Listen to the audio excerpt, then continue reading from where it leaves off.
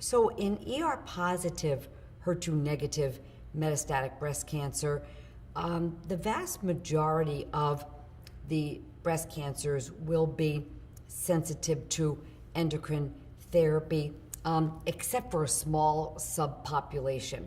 And this is really to endocrine therapy alone. Those patients resistant to endocrine therapy alone in the first-line metastatic setting would generally be patients whose breast cancer has recurred on adjuvant endocrine therapy.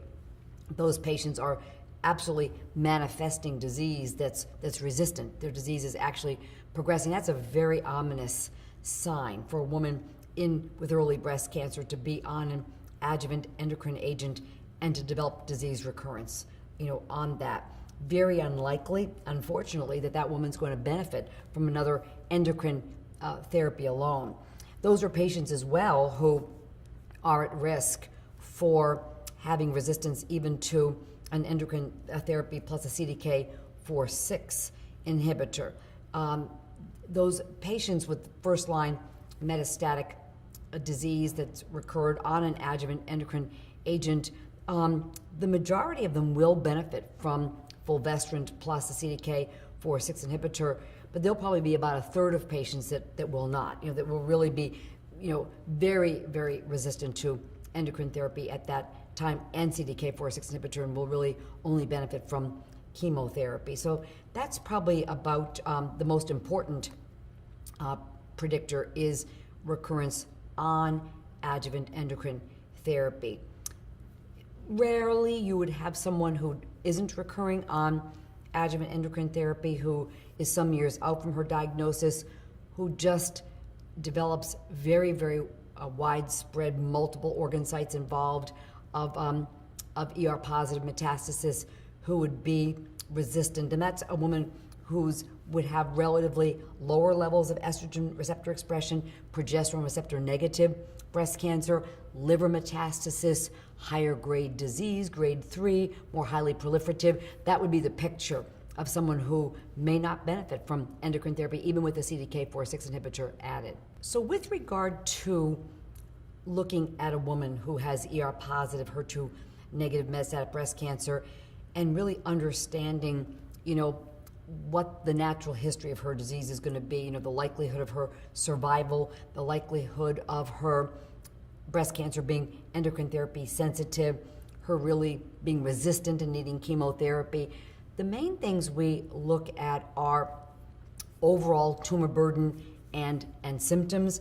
If disease has come on very, very rapidly and is in multiple sites of organ sites, that's an ominous sign. She's less likely to benefit from endocrine therapy. Those are much more concerning characteristics. Sites of disease are also very important. There are sites of metastasis that are more endocrine therapy sensitive. Metastatic bone metastasis, lung metastasis, lymph node metastasis, soft tissue disease, chest wall recurrence, in-breast recurrence, tend to be endocrine therapy sensitive organ sites. Conversely, liver metastases are less likely to be endocrine therapy sensitive, although they can be, but they're less likely to be. Brain metastasis, again, can be, but less likely to be. Grade of disease is also quite important. A grade 1-2 disease, much more likely to be endocrine therapy sensitive. Grade 3 disease, less likely. Progesterone receptor is also very important. Progesterone receptor positivity, particularly strongly progesterone receptor positive, the estrogen receptor leads to the transcription of the progesterone receptor, so you really have an actively signaling estrogen receptor. Conversely, if the progesterone receptor is negative, it's not being transcribed, so that breast cancer is not all about the estrogen receptor. So there are other signaling pathways involved there, and so it's less likely to be endocrine therapy sensitive. Conversely, on the positive side, those patients with smaller tumor burden, bone-only disease, lower grade disease, strongly PR-positive disease, these are women who are very likely to benefit from endocrine therapy. So we really do have a pretty good idea of which patients are likely to benefit from endocrine therapy, and those we have to be more concerned about.